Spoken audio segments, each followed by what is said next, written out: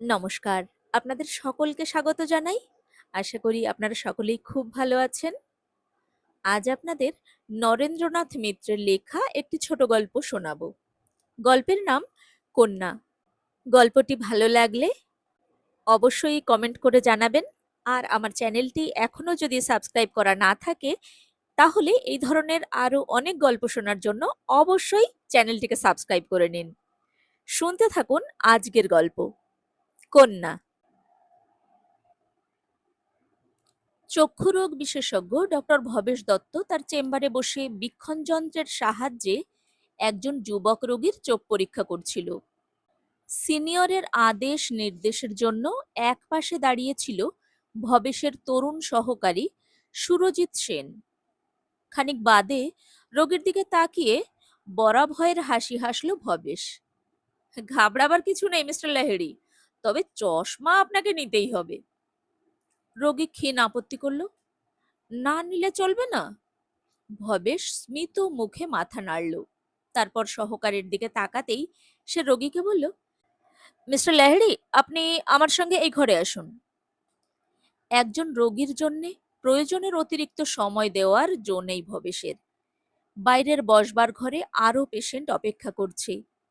কেসগুলি দেখে আজ একটু তাড়াতাড়ি বেরুতে হবে। হার্ট স্পেশালিস্ট ডক্টর নাগের বাড়িতে পার্টি আছে, তার মেয়ের আজ জন্মদিন। সেই উপলক্ষে সস্ত্রীক ভবেশের নিমন্ত্রণ। সেজেগুজে ডলি হয়তো এতক্ষণ ছটফট শুরু করেছে। অ্যাসিস্ট্যান্টের দিকে তাকিয়ে ভবেশ বলল, সুরজিৎ, প্রিন্সিপাল সেনের রেকমেন্ডেশন নিয়ে যে ভদ্রলোক এসেছেন তাকে ডাকো এবার। আমি ওর ছাত্র ছিলাম। গুরুদক্ষিণা প্রতি বছরই কিছু কিছু দিতে হয়। তিনি যেসব পেশেন্ট পাঠান তা হয় অর্ধমূল্যে, না হয় বিনামূল্যে। ভবেশ একটু হাসল। সে হাসি দাক্ষিণ্যের নয়। সুরজিৎ বলল, স্যার, নলিনী দেবী নামে একজন মহিলা অনেকক্ষণ ধরে বসে আছেন। তিনি আমাকে এরই মধ্যে কয়েকবার অনুরোধ করেছেন তার কেসটা একটু আগে দেখে দেওয়ার জন্য। তিনি অনেক দূর, সেই দমদম থেকে এসেছেন। ভবেশ এবার কৌতুকের ভঙ্গিতে বলল, খুব যে ওকালতি করছো, জানাশোনা আছে নাকি? সুরজিৎ লজ্জিত হয়ে বলল, না স্যার। তবে আর কি, একটু বিশ্রাম করুন না বসে। দমদমের বাস রাত 12টা পর্যন্ত চলে। এখন তো সবে 6টা। কারো চিঠি নিয়ে এসেছেন নাকি? সুরজিৎ বলল, সে কথা তো কিছু বলেননি। ভবেশ বলল, তবে তুমি এত সুপারিশ করছো কোন ভরসায়? দেখে শুনে কি মনে হয় 16 টাকা ভিজিট দিতে পারবে, না শেষে ধরা পড়া শুরু করবে? সুরজিৎ এই কথার কোনো জবাব দিল না। সহকারীর কাছে এতখানি স্থূলতা প্রকাশ করে যেন একটু লজ্জিত হয়ে পড়ল ভবেশ। সুরজিতের দিকে চেয়ে মৃদু হেসে পরিহাসের স্বরে বলল, আচ্ছা, ডাকো, তোমার নলিনী দেবীকেই ডাকো। মিনিট খানেক বাদে নবাগতাকে সঙ্গে নিয়ে এলো বেয়ারা। আর তাকে দেখবার সঙ্গে সঙ্গে ভবেশ ডাক্তার বলে উঠল, তুমি? তারপর সহকারীর দিকে তাকিয়ে বলল, আচ্ছা তুমি যাও সুরজিৎ, লাহিড়ীর কেসটা অ্যাটেন্ড করো গিয়ে, আমি এসে দেখছি। হাসি গোপন করে সুরজিৎ পাশের ঘরে চলে গেল। তারপর একটুকাল চুপচাপ রইল দুজনে। একটু সময় নিল ভবেশ। ভারী রোগাটে হয়ে গেছে নলিনীর চেহারা। মুখে কিসের একটা রুক্ষতার ছাপ পড়েছে। হিসেব মতো বয়স তো এই 35-36, কিন্তু দেখে মনে হয় আরো বেশি। সেই রঙের জৌলুস, রূপের ঔজ্জ্বল্য আর নেই নলিনীর। বেশবাসও খুব সাধারণ রকমের। কম দামি সাদা খোলের একখানা তাঁতের শাড়ি পরনে, খয়েরি রঙের পাড়, আধখানা আঁচল মাথায় তুলে দিয়েছে। সিঁথিতে সিঁদুরের রেখাটি বেশ পুরু আর স্পষ্ট। গলায় একগাছি সরু হার আছে, আর হাতে দুগাছি চুড়ি। এছাড়া আর কোনো আভরণ নেই। ভবেশ গম্ভীরভাবে বলল, দাঁড়িয়ে রইল কেন, বসো। ঠিক সামনাসামনি বসল না নলিনী।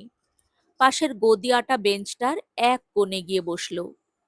তারপর একটুকাল চুপ করে থেকে বলল, তোমার কাছে একটা বিশেষ দরকারে পড়ে এসেছি। ভবেশ বলল, তা জানি, আমার কাছে অদরকারে কেউ আসে না। তোমার চোখে অসুখ হয়েছে? কি ট্রাবল বলো? নলিনী একটু হাসল। তুমি নিজে নিশ্চয়ই মনে মনে জানো চোখের চিকিৎসার জন্য তোমার কাছে আসিনি। ভবেশ বলল, ও, কিন্তু অন্য কোনো রোগের চিকিৎসা তো আমি আর আজকাল করি না। তাতে আমার নিজের প্র্যাকটিস সাফার করে, তাছাড়া সময়ও হয় না। নলিনী এবার চোখ তুলে ভবেশের দিকে তাকালো, তারপর একটু হেসে বলল, তোমার দামি সময় তাহলে আর নষ্ট করব না। আমার কথাটা বলি, গীতার সম্বন্ধ ঠিক করেছি। ভবেশ ভ্রু কুঁচকে বলল, গীতা? গীতাকে? এই প্রশ্নের জবাবে নলিনীর মুখ আরক্ত হয়ে উঠল। চোখ নামিয়ে একটুকাল চুপ করে রইল নলিনী। ভবেশের এবার মনে পড়ে গেল। অদ্ভুত হাসি ফুটে উঠল তার মুখে। ও, তোমার সেই মেয়ের বিয়ের সম্বন্ধ ঠিক করে ফেলেছ? বেশ বেশ, তা আমি কি করতে পারি বলো? টাকার দরকার বুঝি?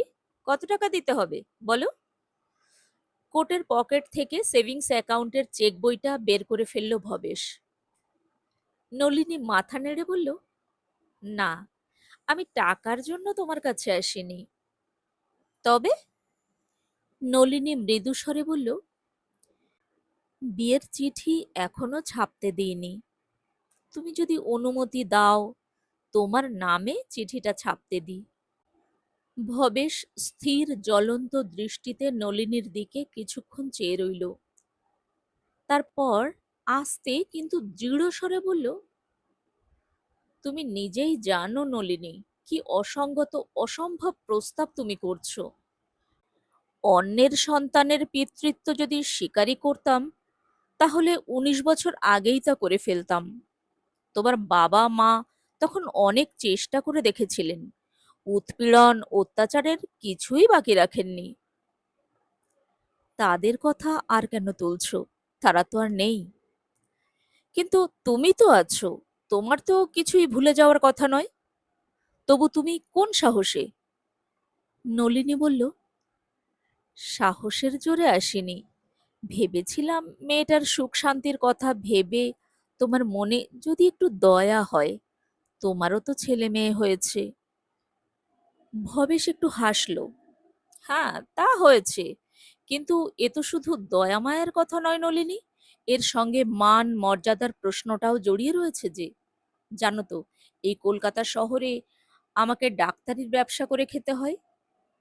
নলিনী বলল, তা জানি, আমারই ভুল হয়েছিল, অনর্থক তোমাকে বিরক্ত করে গেলাম, আমাকে ক্ষমা করো। মুহূর্ত কাল দুজনে মুখোমুখি দাঁড়ালো।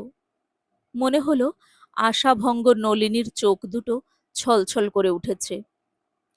ভবেশ বাধা দিয়ে বলল, দাঁড়াও, তোমার ঠিকানাটা দিয়ে যাও। কোথায় থাকো আজকাল? নলিনী বলল, তোমাদের বালিগঞ্জ থেকে অনেক দূরে। তা হোক, বাস্তব নাম ঠিকানা বলো। নলিনীর ঠিকানাটা পকেট ডায়েরিতে লিখে নিল ভবেশ। তারপর জিজ্ঞাসা করল, কি করো আজকাল? মাস্টারি? হ্যাঁ। কোথায়? দমদমেরই একটা স্কুলে। একটু চুপ করে থেকে ভবেশ ফের জিজ্ঞাসা করল, তোমার মেয়ের বিয়ে কবে? দিন তারিখ এখনো ঠিক হয়নি, ভেবেছিলাম তো এই শ্রাবণ মাসের মধ্যেই। দেখি কি হয়। ভবেশ বলল, তাহলে তো এখনো দেরি আছে। দেরি আর কই, সপ্তাহ দুই মাত্র বাকি, এখনো তো সবই পড়ে রয়েছে। আচ্ছা, যাই, তোমার রোগীরা নিশ্চয়ই আমাকে অভিশাপ দিচ্ছে। ভবেশ বলল, রোগীদের ডাক্তার কি করছে তা বললে না? এই কথার কোনো জবাব না দিয়ে নলিনী বেরিয়ে গেল।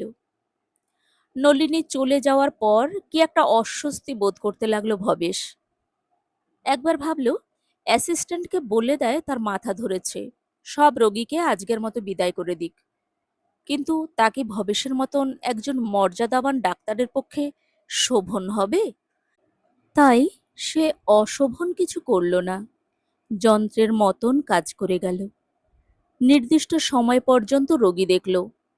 সুরজিৎকে পরের দিনের কাজ সম্পর্কে যথারীতি উপদেশ নির্দেশ দিল।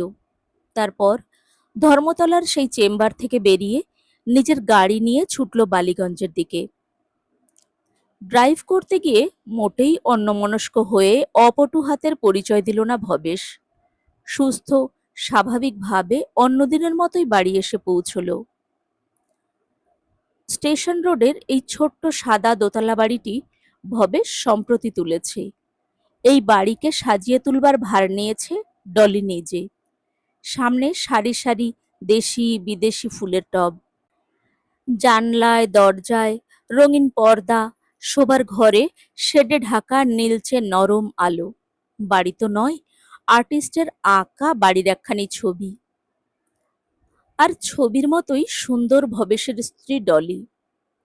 বিলাত থেকে ফিরে এসে ভবেশ ওকে বছর 10 হলো বিয়ে করেছে। সচ্ছল সম্ভ্রান্ত পরিবারের মেয়ে, বয়স এখন 27-28 হবে।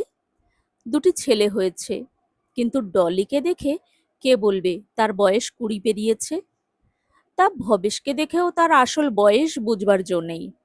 পুষ্টিকর খাদ্যে, বাঁধা নিয়ম কানুনে নিজের স্বাস্থ্যকে সে অটুট রেখেছে। না রাখলে কি চলে? নিজের চেহারা ডাক্তারের পেশার পক্ষে একটা বড় বিজ্ঞাপন। 43 পেরিয়ে গেলেও ভবেশকে দেখলে মনে হয় না যে তার বয়স 33 বছরের ওপর। স্বামীকে দেখে ডলি একটু অভিমানের ভঙ্গিতে বলল, আজও তোমার সেই 8:30। 5 মিনিট আগে ফিরতে পারলে না বুঝি? ডক্টর নাগের মেয়ের জন্মদিনে যেতে হবে না? দেরি দেখে তিনি কে ভাবছেন বলো তো? ভবেশ হেসে বলল, কিচ্ছু ভাববেন না, তিনি নিজেও তো ডাক্তার। তিনি জানেন আমাদের সময় আমাদের হাতে নয়, রোগীর মুঠোয়। একবার অবশ্য ইচ্ছে হলো যে ডলিকে বলে তার শরীরটা খারাপ হয়েছে, আজ আর সে নিমন্ত্রণে যাবে না। কিন্তু স্ত্রীর কাছে এই দুর্বলতাটা প্রকাশ করতে লজ্জা হলো ভবেশের। তাছাড়া একবার যদি বলে ফেলে তার শরীর ভালো নেই, তাহলে কি আর রক্ষা আছে? ডলি হাজার প্রশ্ন তুলে ব্যস্ত হয়ে উঠবে। আর শরীর ভালো না থাকার তো কোনো কারণ নেই। কেন এমন একটা দৌর্বল্যের প্রশ্রয় দেবে ভবেশ? তাই ভবেশ গাড়িতে চড়ে সস্ত্রীক নিমন্ত্রণে গেল। সেখানকার সমশ্রেণী সমবয়সী বন্ধুদের সঙ্গে হাসি গল্প ঠাট্টা তামাশা করল। তারপর ফিরে এলো বাড়িতে। না, আজকের চেম্বারের সেই ছোট্ট একটু ঘটনায় ভবেশ ডাক্তারের মনে কি আচরণে কোনো বৈলক্ষণই ঘটেনি। যদি ঘটতো তাহলে ডলি অন্তত সে কথা উল্লেখ না করে ছাড়ত না। স্বামীর চালচলন আচার আচরণ সম্বন্ধে তার দৃষ্টি অত্যন্ত সজাগ। ডলি ভবেশের ব্যারোমিটার। বিছানায় শুয়ে স্ত্রী যখন নিশ্চিন্তে ঘুমোচ্ছে, তখন ভবেশেরও ঘুমিয়ে পড়া দরকার। কিন্তু বারবার ঘুমোবার চেষ্টা করেও ঘুমোতে পারল না ভবেশ। 19 বছর আগেকার টুকরো টুকরো কতগুলি ছবি চোখের সামনে ভেসে উঠতে লাগলো।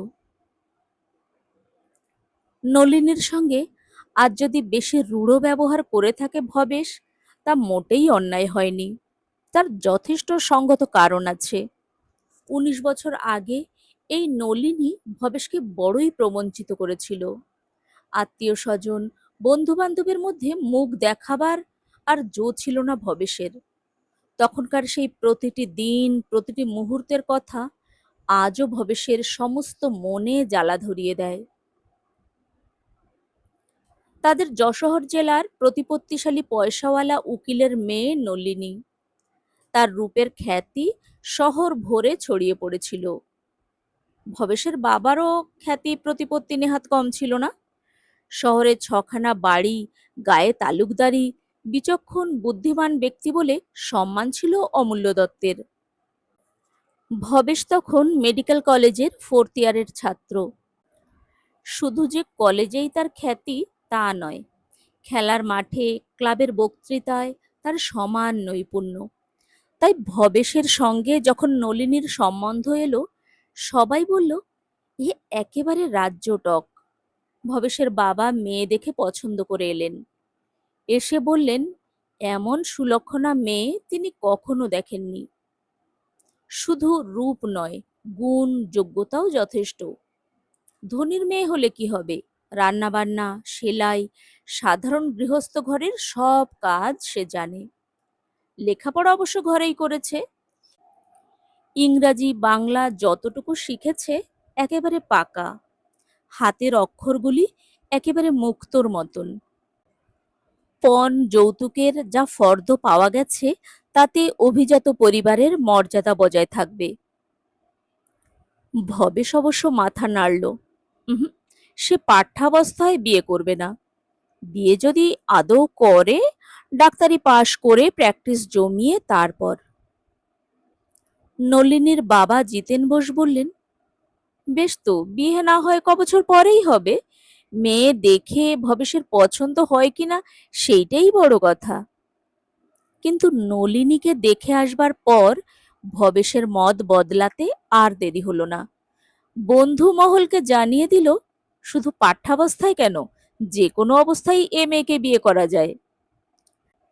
ছেলের বাবা মেয়ের বাবা দুজনেই মুখ মুচকে হাসলেন। খুব ঘটা পটা আড়ম্বর আয়োজনের মধ্যে দিয়ে বিয়ে হলো ভবেশের। শহরের প্রায় অর্ধেক লোকই বিয়ের রাতে আর বৌভাতে দুই বাড়িতেই পোলাও মাংস খেলো। ফুলশয্যার রাত্রে স্ত্রীকে আদর করে কাছে টেনে নিল ভবেশ। হেসে বলল, তুমি এত লাজুক কেন, মোটেই কথা বলছো না?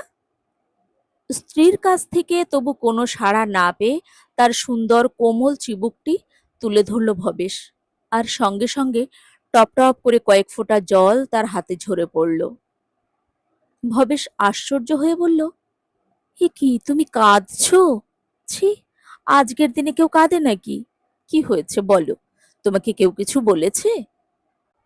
নলিনী মৃদু স্বরে বলল, না। শুধু না আর না, আর শুধুই কান্না। কিন্তু রূপবতীর কান্নারও রূপ আছে। যার চোখ সুন্দর, তার চোখের জলও সুন্দর। ভবেশ ভাবল, হয়তো বাবা মা ভাই বোনদের জন্যেই মন কেমন করছে নলিনীর। যদিও তার বাপের বাড়ি আর শ্বশুর বাড়ি সাত সমুদ্রের এপার ওপার না, নেহাতি এ পাড়া থেকে ও পাড়ায়। তবু আদুরে মেয়ের প্রথম প্রথম মন খারাপ হয়ে যাওয়াটা একেবারে অস্বাভাবিক নয়। স্ত্রীকে আর কিছু জিজ্ঞাসা না করে বুকে টেনে নিল ভবেশ, চুমোয় চুমোয় মুখ ভরে দিল। একটু নোনতা স্বাদ লাগলো অবশ্য, কিন্তু ভবেশ তা গ্রাহ্য করল না। সে কি জানে, সেই কটু স্বাদ শুধু প্রথম রাত্রের না, তার সারা জীবনের সমস্ত দিন রাত্রির। ধরা পড়ল 1 মাস পরে। অবশ্য তারও কিছুদিন আগে থেকে ভবেশদের অন্দরমহলে মেয়েদের মধ্যে ফিসফিস শুরু হয়েছিল। কিন্তু মাসখানেক পরে কলঙ্কের কথাটি একেবারে সশব্দে উচ্চারিত হলো। 2 মাসের অন্তঃসত্ত্বা অবস্থায় নলিনীর বিয়ে হয়েছে। ভবেশের বাবা মা সঙ্গে সঙ্গে বলে উঠলেন, এখনই ত্যাগ করো, এক্ষুনি ত্যাগ করো, ও আপদ দূর করে দাও বাড়ি থেকে। ভবেশ স্ত্রীকে আড়ালে ডেকে বলল, তোমার চোখের জলের মানে এতদিন পরে বুঝলুম, কিন্তু এত কলঙ্ক, এত কালি কি ওই 2-1 ফোঁটা জলে ধুয়ে যায়? নলিনীর চোখে এখন আর জল নেই। সে পূর্ণ দৃষ্টিতে একবার স্বামীর দিকে তাকালো, তারপর চোখ নামিয়ে মাথা নেড়ে বলল, না, তা যায় না। ভবেশ বলল, তা যদি জানো তবে আমাকে এমন করে ঠকালে কেন? এ কথার কোনো জবাব না দিয়ে নলিনী অস্ফুট স্বরে বলল, আমাকে ক্ষমা করো। ক্ষমা? তোমার অপরাধের কোনো ক্ষমা নেই নলিনী। যাকে তুমি ভালোবেসেছিলে তাকেই কেন বিয়ে করলে না? নলিনী তেমনি মুখ নিচু করে বলল, আমি তো তাকে ভালোবাসিনি, সে জোর করে। এরপর নলিনী শুধুই কাঁদতে লাগলো। কাউকে আর কোনো কথা সে বলল না, কি বলতে পারল না। নলিনীর বাবা জিতেনবাবুকে খবর দেওয়া হলো। দৌড় এঁটে দুই বেয়াইয়ের মধ্যে অনেকক্ষণ ধরে আলোচনা চলল। বাইরে থেকে মাঝে মাঝে তর্জন গর্জন শোনা গেল। মনে হলো দুজনের মধ্যে মল্লযুদ্ধ চলছে, কিন্তু সে যুদ্ধ তখনকার মতো বাগযুদ্ধেই সীমাবদ্ধ ছিল। ঘণ্টা দুয়েক বাদে নলিনীর বাবা বেরিয়ে এলেন, একটা ঘোড়ার গাড়ি ডেকে চলে গেলেন মেয়েকে নিয়ে। যাওয়ার আগে নলিনী নাকি ভবেশের সঙ্গে আর একবার দেখা করতে চেয়েছিল, কিন্তু ভবেশের মা বাবা তাতে রাজি হননি। ভবেশের নিজেরও কোনো আগ্রহ ছিল না। লজ্জায় ধিক্কারে তার সর্বাঙ্গ জ্বলে যাচ্ছিল। তার মতন চতুর আর বুদ্ধিমান ছেলেকে কেউ কোনোদিন ঠকাতে পারেনি। বন্ধুর দল হাজার চেষ্টা করেও তাকে কোনো বছর এপ্রিল ফুল করতে পারেনি। আর সারা জীবনের মতন তাকে বোকা বানিয়ে দিয়ে গেল 15-16 বছরের একটি মেয়ে। হাজার শাস্তি দিলেও কি এই প্রবঞ্চনা, প্রতারণার শোধ যায়? বাড়ির ঝি চাকরের কল্যাণে কথাটা মোটেই চাপা রইল না। সারা শহর ভরে ছড়িয়ে পড়ল। ভবেশ যেখানেই যায়, মনে হয় একটু আগে ব্যাপারটা নিয়ে আলোচনা হয়ে গেছে। আত্মীয় স্বজন, বন্ধু বান্ধব, পরিচিত, আধা পরিচিত, ভবেশ যার দিকেই তাকায় মনে হয় সে মুখ টিপে হাসছে। ভবেশ অস্থির হয়ে উঠল। মানুষজনের সঙ্গ সহ্য হলো না, নির্জনতাও অসহনীয়। ওপক্ষ থেকে মিটমাটের নানান রকম চেষ্টা হয়েছিল। প্রথমে ওরা খুব অনুনয় বিনয় করেছিল, যা হয়ে গেছে তার তো আর চার নেই, একটি মেয়ের সর্বনাশ করে লাভ কি? ভবেশ দয়া করুক, ক্ষমা করুক, সে মেনে নিক। কিন্তু ভবেশ তাতে রাজি হয়নি। তার বাবা মা আরও অরাজি ছিলেন। তারপর শুরু হলো শত্রুভাবে ভজনার পালা। জিতেন বোস শাসালেন, তিনি মামলা করবেন, তার মেয়ের নামে অযথা অপবাদ দেওয়ার জন্য ফৌজদারি করবেন, খোরপোশের নালিশ আনবেন। কিন্তু বন্ধুদের পরামর্শে শেষ পর্যন্ত রাজদ্বারে আর গেলেন না, নিজেই রাজার ভূমিকা নিলেন। দত্তদের বাড়ির ছেলেরা খেলার মাঠ থেকে ফেরবার পথে বসেদের বাড়ির লোকজনের হাতে মার খেল। আর একদিন বাজারের ধার দিয়ে ফেরার সময় বসেদের বাড়ির ছেলেদের মাথায় ইট পড়ল। এমনই চলল মাস 2-3। তারপর একদিন সন্ধ্যার পর নদীর ধারের নির্জন পথ থেকে 2 ভোজপুরি দারোয়ান ভবেশকে পাজা কোলে করে তুলে নিয়ে তার শ্বশুর বাড়িতে হাজির করে দিল। জিতেন বোস তার অন্দরমহলের এক নির্জন ঘরে নিয়ে জামাইকে অনেক বোঝালেন। একবার পিঠে হাত বুলালেন, আর একবার সশব্দে টেবিল চাপড়ালেন। ভাবখানা এই, কথা না শুনলে সেই চাপড় ভবেশের গালেও পড়তে পারে। শাশুড়ি, পিসশাশুড়িরা করলেন গুণজ্ঞানের চেষ্টা। চায়ের সঙ্গে কি একটা শিকড় বাটা যেন খাইয়েছিলেন তারা। বারদুই বমি করে ভবেশ সেই বশীকরণের উদ্যোগকে নিষ্ফল করে দিল। ভয় পেয়ে জিতেনবাবুই শেষ পর্যন্ত গাড়ি করে বাড়ি পাঠাবার ব্যবস্থা করলেন জামাইকে। সেই সময় এক টুকরো চিঠি হাতে এসে পৌঁছেছিল ভবেশের। ওদের কাণ্ড দেখে মরি, আমাকে ভুল বুঝো না। চিঠি লেখার ছলে স্পর্ধাকে ক্ষমা করো। কিন্তু শিকড় বাটা খেয়ে ভবেশের তখন মাথা গরম হয়ে গেছে। সে ভাবল, এও আবার এক ধরনের মন্ত্রতন্ত্র, বশীকরণের রকম ফের। সে চিঠি ভবেশ টুকরো টুকরো করে ছিঁড়ে বাতাসে উড়িয়ে দিল। তারপরও 2 পরিবারের মধ্যে বহুকাল ধরে শত্রুতা চলছিল, কিন্তু তার সাক্ষী হিসেবে ভবেশ আর যশোহরে উপস্থিত ছিল না। এমবি পাশ করে সে বিলাত চলে যায়। তাই স্পেশালিস্ট হয়ে যখন ফিরে এলো, তখন শহরের অদল বদল হয়েছে। বসেদের সেই দাপটও আর নেই। জিতেনবাবু মারা যাওয়ার পর সম্পত্তি নিয়ে ছেলেদের মধ্যে দেওয়ানি ফৌজদারি বেঁধেছে। দাদাদের সংসারে নলিনীর স্থান হয়নি। কোলের মেয়ে নিয়ে সে কলকাতায় চলে গেছে জীবিকার সন্ধানে। আর সাফল্যের গৌরবে ভবেশের সেই প্রবঞ্চিত হওয়ার ইতিবৃত্ত চাপা পড়ে গেছে। বাড়ি, গাড়ি, যশ, অর্থ, সুন্দরী স্ত্রী, স্বাস্থ্যবান সন্তান সবই পেয়েছে ভবেশ, নিজের ক্ষমতায় অর্জন করেছে। জীবনে কোথাও কোনো ক্ষোভ নেই, দুঃখ নেই, অতৃপ্তি নেই। আশ্চর্য, তবু সারা রাত ঘুম এলো না ভবেশের। একখানি ম্লান মুখ তার বিনিদ্র চোখের সামনে কেবলই ভেসে বেড়াতে লাগলো।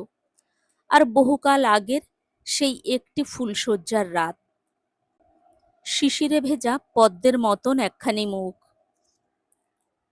এতদিন পরে ভবেশের মনে হলো নলিনীর হয়তো তত অপরাধ ছিল না, কিন্তু বাবা মা তখন মাথার ওপরে, সে অবস্থায় ভবেশ কী বা করতে পারত।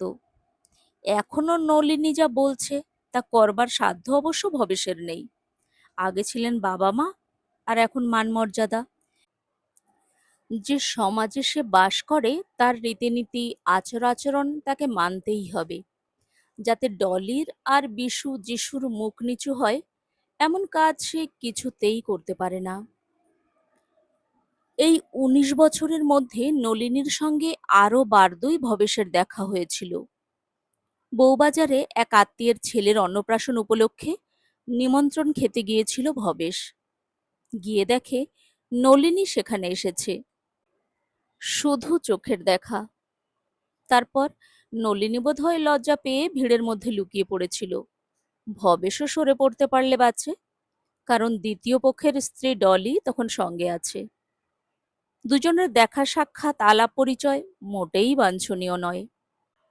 ডলির কাছে অবশ্য ভবেশ কিছুই গোপন করেনি। প্রথম জীবনের লজ্জাকর সেই ঘটনার কথা স্ত্রীকে সে বলেছিল। সেই সঙ্গে এ কথাও জানিয়ে দিয়েছিল নিজের জীবন কাহিনী থেকে সেই অধ্যায়টি ভবেশ একেবারে নিশ্চিহ্ন করে মুছে ফেলেছে। ডলি জবাব দিয়েছিল, মুছে ফেলাই তো উচিত, তাছাড়া তুমি আর কি করতে পারতে। তারপর আরও একবার আকস্মিকভাবে কলেজ হাসপাতালের আউটডোরে ভবেশের দেখা হয়েছিল নলিনীর সঙ্গে। ঠিক দেখা হওয়া নয়, নলিনী দূর থেকে তাকে তাকিয়ে তাকিয়ে দেখছিল। ভবেশ ডাক্তার সান্যালের সঙ্গে করিডোরে দাঁড়িয়ে একটি পেশেন্টের কেস নিয়ে আলোচনা করছিল। সান্যালই ভবেশকে ইশারা করে বলল, ওহে দত্ত, ভদ্রমহিলা বোধহয় তোমার জন্যই অপেক্ষা করছেন। চোখ ফেরাতেই ভবেশ দেখল নলিনী দাঁড়িয়ে আছে। সান্যাল চলে যাওয়ার পর ভবেশ কাছে এগিয়ে গিয়ে বলল, তুমি এখানে? নলিনী বলল, থ্রোট ডিপার্টমেন্টে এসেছিলাম। ভবেশ জিজ্ঞাসা করল, কি হয়েছে তোমার গলায়? নলিনী এবার একটু হেসেছিল। আমার গলায় আর কি হবে, আমার একটি ছাত্রের টনসিলাইটিস হয়েছে, অপারেশন কেস, তাকে ভর্তি করাতে এসেছিলাম। ভর্তি হয়েছে? হ্যাঁ। ভবেশ আর জিজ্ঞাসা করেনি ইএনটি ছেড়ে আই ডিপার্টমেন্টের এদিকে নলিনী কোন কাজে এসেছিল। একটু বাদে নলিনী নিজে থেকে বিদায় নিল। যাই এবার, ভালো আছো? ছেলে দুটি ভালো তো? ভবেশ বলেছিল, হ্যাঁ। কিন্তু কুশল প্রশ্নের বিনিময়ে আর কোনো কুশল প্রশ্নের কথাই ভবেশের মনে হয়নি। জিজ্ঞাসাও করেনি কোথায় আছে কি করছে নলিনী। বরং ভবেশ যেন একটু উদ্বিগ্ন হয়ে পড়েছিল, পাছে এই দেখা সাক্ষাৎ আর কারো চোখে পড়ে যায়, পাছে কোনো বন্ধুর কৌতূহল মেটাতে হয়। অনেক সহকর্মীরই তো যাতায়াত আছে ভবেশের বাড়িতে, পাছে তারা কেউ গিয়ে ডলির কাছে এই সাক্ষাৎকারের গল্প করে। ভবেশের দুর্বলতার কথা নলিনী কি টের পেয়েছিল? কে জানে। ভোরে উঠে ডলি বলল, ব্যাপার কি, তোমার কি কাল ভালো করে ঘুম হয়নি? চোখ দুটো লালচে হয়েছে যে।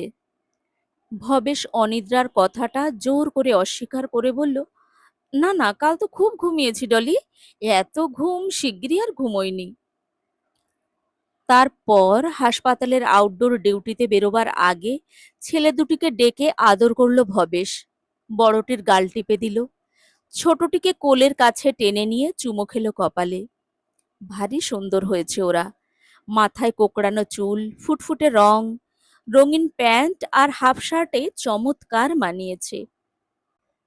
ডলি হেসে বলল, কি ব্যাপার, রাজ্যে বাৎসল্যের বন্যা বইছে একেবারে, কি ভাগ্য ওদের, আজ ওরা কার মুখ দেখে উঠেছিল? ভবেশ হেসে বলল, যার সুন্দর মুখ দেখে রোজ ওঠে। হাসপাতালে, চেম্বারে রোগীদের চিকিৎসা আর বাড়ি ফিরে স্নিগ্ধ পারিবারিক পরিবেশে স্ত্রীর সঙ্গে অবসর যাপনে সপ্তাহখানেক কাটিয়ে দিল ভবেশ। কিন্তু ঠিক আগের মতো নিশ্চিন্তে নিরুপদ্রবে কাটল না। দয়া ভিখারিণী একটি নারীর বিষাদ করুণ অস্পষ্ট একখানি মুখ, ভবেশের মনের পটে বারবার ফুটে উঠতে লাগলো। নলিনীর মেয়ের বিয়ের দিন এগিয়ে এসেছে, তা আসুক। ভবেশ অমন অসঙ্গত প্রস্তাবে রাজি হতে পারে না। নিজের মান সম্মানের কথা ভাবতে হবে, ভাবতে হবে পারিবারিক সুখ শান্তির কথা। অমন একটা অসমীচীন মিথ্যাচারে ভবেশ কি করে রাজি হতে পারে? তা পারে না। তবে টাকা দিয়ে সাহায্য করা তার পক্ষে অসম্ভব নয়। আর সেই সাহায্যই বড় সাহায্য। মেয়ের বিয়েতে ভবেশের নামের চেয়ে তার টাকার দাম নিশ্চয়ই নলিনীর কাছে অনেক বেশি। নলিনী নিজেও হয়তো সে কথা জানে, শুধু লজ্জায় স্বীকার করতে পারেনি। ভবেশ প্রথমে ভাবল শ৫ টাকার একটা চেক ডাকে পাঠিয়ে দেয় নলিনীকে। বহু দুস্থ আত্মীয় বন্ধুর কন্যাদায়ে এমন দান খয়রাত ভবেশকে মাঝে মাঝেই করতে হয়েছে। এক্ষেত্রে টাকার অঙ্কটা একটু বেশি হয়ে যাবে, তা না হয় হলোই। বিয়ের আগে নলিনী যদি অমন একটা কাণ্ড বাঁধিয়ে না আসতো, তাহলে তো সেই সমস্ত কিছুর অধিকারিণী হতো। কিন্তু চেক কাটতে গিয়ে ভবেশের মনে হলো চেকটা ডাকে না পাঠিয়ে একেবারে ওর হাতে দিয়ে এলে কেমন হয়? নলিনী অবাক হবে, নলিনী খুশি হবে। ওর মুখে হাসি কোনো দিন দেখেনি ভবেশ। ভারী স্বাদ হলো আজ একবার দেখবে। আশঙ্কায় ভয়ে চোখ ভরা জল নিয়ে যে মেয়ে বাসর ঘরে এসেছিল, এই যৌবন সীমান্তে তার মুখে এক ফোঁটা হাসি কেমন মানাবে ভাবতে চেষ্টা করল ভবেশ। ভাবতে ভাবতে হঠাৎ একদিন ধর্মতলার চেম্বারে না গিয়ে লিন্ডস স্ট্রিটের এক পরিচিত অভিজাত ড্রাগিস্টের দোকানের সামনে গাড়ি থামিয়ে দোকানে ঢুকে সহকারী সুরজিৎকে ভবেশ ফোন করে দিল। ভবেশ আজ জরুরি কাজে আটকে পড়েছে, তাই চেম্বারে যেতে পারবে না। সুরজিৎই যেন রোগীদের অ্যাটেন্ড করে। তারপর উত্তর মুখে ছুটে চললেও ভবেশের দামি গাড়ি। বহুদিন বাদে ছুটি নিয়েছে, ছুটি পেয়েছে শহরের কর্মব্যস্ত ভবেশ ডাক্তার। এমন অহেতুক নিরুদ্দেশ যাত্রার আনন্দ যেন তার ভাগ্যে শিগগিরই জোটেনি। মোটরযানের পক্ষে সুগম নয় এমন অনেক আঁকা বাঁকা সংকীর্ণ সর্পিল পথ পেরিয়ে ভবেশের গাড়ি পুরনো একতলা বাড়ির সামনে এসে দাঁড়ালো। আশেপাশে শহরের চেয়ে গ্রামের পরিবেশই বেশি। রাস্তার ওপারে খানিকটা পোড়ো জমি, তার লাগা ছোট্ট পানা পুকুরটিতে গুটি দুয়েক শাপলা জলের উপর মাথা উঁচু করে রয়েছে। একটা ফুটেছে আর একটা ফোটেনি। আরও পশ্চিমে অনেকখানি জায়গা জুড়ে একটি নতুন বাড়ি উঠেছে। মজুরের দল কাজ করে চলেছে। আকাশে আজ মেঘ নেই, আছে রক্তিম গোধূলির রং। গাড়ি থেকে নেমে একটু ইতস্তত করে রুদ্ধ দরজার কড়া নাড়ল ভবেশ। সঙ্গে সঙ্গে দরজার খিল খুলে ১৮-১৯ বছরের একটি মেয়ে সামনে এসে দাঁড়ালো। শ্যামবর্ণা, তন্বী সুঠাম চেহারা, নলিনীর মতোই টানা নাক, কালো বড় বড় চোখ। সেই চোখ অভিজাত ভবেশ ডাক্তারের বিস্মিত কৌতূহলের উদ্রেক করেছে। কি জিজ্ঞাসা করবে ওকে? একটু যেন ভাবতে হলো ভবেশকে। সন্তানের বয়সী এই মেয়েটির সামনে নিজের পরিত্যক্তা স্ত্রীর নাম ধরে ডাকতে কেমন একটু লজ্জা বোধ করল ভবেশ। তারপর সংকোচের সঙ্গেই জিজ্ঞাসা করল, নলিনী আছে? মেয়েটি স্নিগ্ধ কণ্ঠে জবাব দিল, না, মা তো এখনো স্কুল থেকে ফেরেননি। আপনি আসুন, ঘরে বসুন এসে, তার ফিরতে বেশি দেরি হবে না। ভবেশ ভিতরে এসে ঢুকল। পরিপাটি করে গুছোনো ছোট্ট সুন্দর একখানি ঘর। পুরনো জীর্ণতার ওপর পরিচ্ছন্ন রুচির ছাপ পড়েছে। জানলায় নীল রঙের পর্দা, এমব্রয়ডারি করা সাদা ঢাকনিতে ঢাকা ছোট্ট একটি টেবিল, তার ওপর কিছু দর্শন ইতিহাসের পাঠ্য বই। দুখানি চেয়ার, একখানা সামনে একখানা পাশে। দেওয়াল ঘেঁষে একটি তক্তপোষ, মাথার কাছে বইয়ে ভর্তি একটি শেলফ, তার ওপর ছোট্ট একটি সবুজ ফুলদানি, তাতে কয়েকটি চন্দ্রমল্লিকা। প্রসন্নতায় মন ভরে উঠল ভবেশের। মেয়েটির দিকে তাকিয়ে জিজ্ঞাসা করল, তোমারই নাম বুঝি গীতা? হ্যাঁ, মেয়েটি স্মিত মুখে জবাব দিল। আমার নাম ভবেশচন্দ্র দত্ত। বাবা!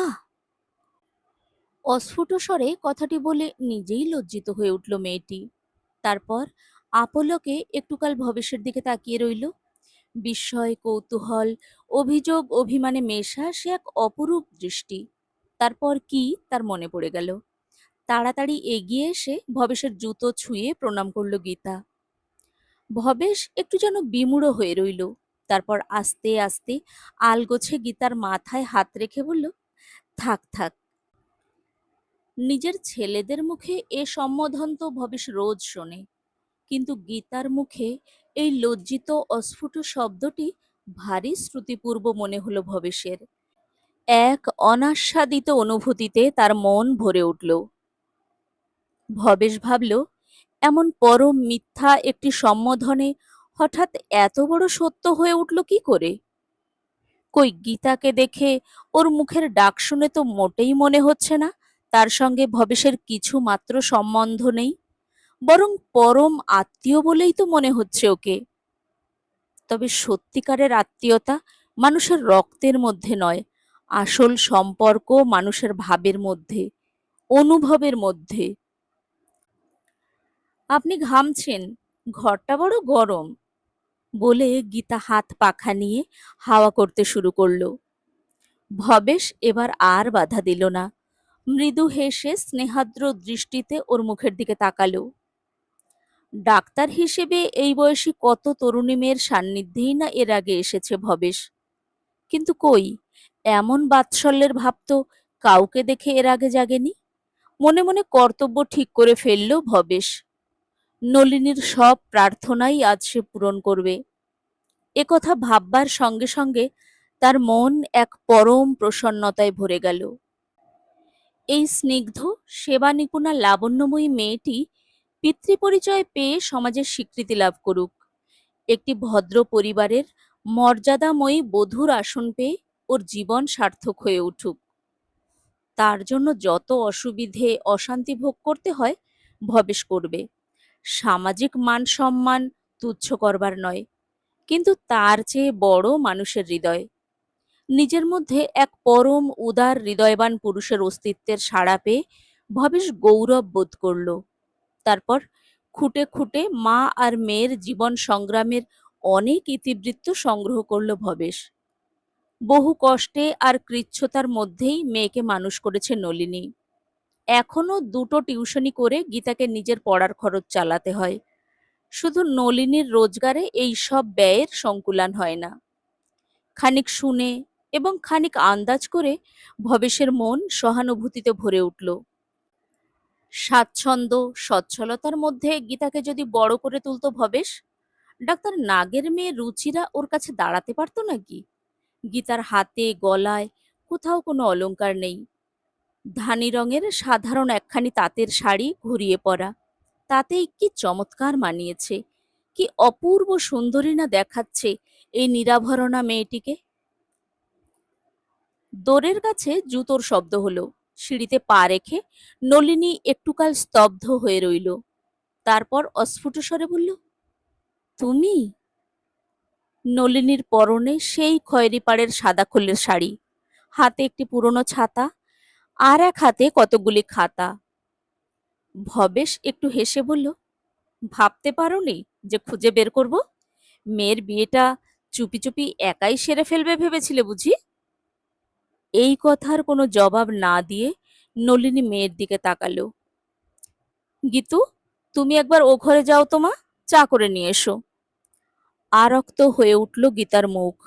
মৃদু হাসি গোপন করতে করতে দ্রুত পায়ে সে পাশের ঘরে চলে গেল। মৃদু হেসে প্রথম তারুণ্যের সেই মধুর লজ্জা উপভোগ করল ভবেশ। তারপর নলিনীর দিকে তাকিয়ে বলল, মেয়েকে তাড়াতাড়ি সরিয়ে দিলে কেন? আমি কি কোনো বেফাস কথা বলেছি? নলিনী বলল, না। তবে? নলিনী বলল, তোমার সঙ্গে আমার নিজের কিছু কথা আছে। ভবেশের সঙ্গে নলিনীর নিজের কথা। কি কথা বলবে নলিনী? এই ১৯ বছর ধরে যত কথা জমেছে তার কতটুকুই বা বলে প্রকাশ করতে পারবে? ভবেশ নলিনীর দিকে তাকিয়ে মৃদু স্বরে বলল, কি বলবে বলো। নলিনী বলল, নির্মলকে আজ সবই বলে এলাম। ভবেশ বলল, নির্মলকে? নলিনী একটু হাসল।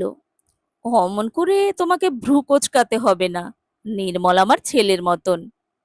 গীতা যে কলেজে পড়ে সেখানকার লেকচারার। ওর সঙ্গেই গীতার সম্বন্ধ ঠিক হয়েছে। ভবেশ বলল, তাই বলো? আগের থেকেই ওদের মধ্যে জানাশোনা হয়েছিল নাকি? নলিনী বলল, তা তো হয়েছিল। মাইনে শখানেক টাকার বেশি পায় না, তবে প্রাইভেট টিউশনি করে নোট লিখে কোনো রকমে পুষিয়ে নেয়। বেশ ভালো চরিত্রবান ছেলে। তারপর নলিনী একটু থেমে বলল, তোমার চেম্বার থেকে ফিরে এসে এই 7 দিন ধরে আমার ভাবনার আর সীমা ছিল না। মাথা ঠিক করে ক্লাস করতে পারতাম না। ঘরের কাজকর্মে পর্যন্ত ভুল হয়ে যেত। জীবন ভরে এত দুঃখ কষ্ট গেছে। কই, আমার মন এমন অস্থির তো কোনোদিন হয়নি। ভবেশ বলল, থামলে কেন নলিনী, বলো। নলিনী বলতে লাগলো, কিন্তু অস্থির হলে তো চলবে না আমার। আমাকে যে কর্তব্য ঠিক করে ফেলতেই হবে। ওদের বিয়ের দিন যে এগিয়ে আসছে। একবার ভাবলাম গীতাকেই আগে বলি, ও সব খুলে বলবে নির্মলকে। কিন্তু পরে মনে হলো, ও কি পারবে? আমার গীতার তো কোনো অপরাধ নেই। এমন একটা শক্ত কাজের ভার কেন ওর মাথার উপরে তুলে দেব? তাই নিজের লজ্জার কথা নিজের মুখেই বললাম, সব খুলে বললাম নির্মলকে। ভবেশ চমকে উঠে বলল, তুমি কি বলেছ নলিনী? কি বলেছ তাকে? নলিনী বলল, যা সত্যি তাই বলেছি। বললাম, নির্মল, তোমরা এতদিন যা জানতে তা মিথ্যে। গীতা ডক্টর দত্তের মেয়ে নয়, ও আমার। ট্রেতে করে চায়ের সরঞ্জাম নিয়ে আসছিল গীতা। দরজার সামনে থমকে দাঁড়ালো। অস্ফুট স্বরে বলল, মা। নলিনী মেয়ের দিকে তাকিয়ে শান্তভাবে বলল, এসো গীতু, ঘরে এসো, সবাইকে চা দাও। কিন্তু গীতা দুজনের দিকে একবার করে তাকিয়ে চায়ের ট্রেটা টেবিলের উপর নামিয়ে রেখে ফের ঘর থেকে বেরিয়ে গেল। এবারও বোধহয় লজ্জা পেয়েছে গীতা, কিন্তু তখনকার লজ্জা আর এখনকার লজ্জায় তফাৎ অনেক। ভবেশ আবেগের গলায় বলে উঠল, কেন এমন সর্বনাশ করলে নলিনী? আমি যে আমি যে নলিনী বলল, আমি জানি তুমি কি জন্য এসেছিলে, কিন্তু সত্য গোপন করে অল্প বয়সে নিজের যে সর্বনাশ করেছি, কোনো লোভেই গীতার তেমন সর্বনাশ যেন না করি। নির্মল 2-1 দিন সময় নিয়েছে, জানি না মেয়ের ভাগ্যে কি আছে। কিন্তু যাই থাক, ওর ঘর সংসারের ভিত চোরাবালি দিয়ে কোনোদিন গেঁথে তুলতে আমি দেব না। ঘরের মধ্যে অন্ধকার ঘন হয়ে এলো, কিন্তু কেউ গিয়ে সুইচ টিপে আলো জ্বালবার প্রয়োজন বোধ করল না। ভবেশ বাইরের দিকে তাকালো। পুকুরের জলে সেই একজোড়া ফুল কোথায় মিলিয়ে গেছে। নারকেল গাছগুলির আড়ালে সেই অসম্পূর্ণ নতুন বাড়িটাকে এখন মনে হচ্ছে কদাকার একটা ভূতের মতন। আস্তে আস্তে উঠে পড়ল ভবেশ। বেরোতে বেরোতে বলল, যাই নলিনী। নলিনী যন্ত্রের মতন আবৃত্তি করল, আর একদিন এসো। ভবেশ নিঃশব্দে গাড়িতে গিয়ে উঠল। যদি কাজ কামাই করে সে ফের আর একদিন এদিকে আসেই, আর নলিনী বাড়িতে না থাকে, গীতা কি আজকের মতন ওর সামনে এসে দাঁড়াবে, পা ছুঁয়ে প্রণাম করবে, তারপর পাশে বসে হাত পাখা নিয়ে বাতাস করতে থাকবে? তা বোধ হয় কখনো আর করবে না। ওর মুখের পিতৃ সম্বোধন দ্বিতীয়বার ভবেশের আর শোনা হবে না। এতক্ষণ আপনারা শুনছিলেন নরেন্দ্রনাথ মিত্রের লেখা মন ছুঁয়ে যাওয়া গল্প কন্যা।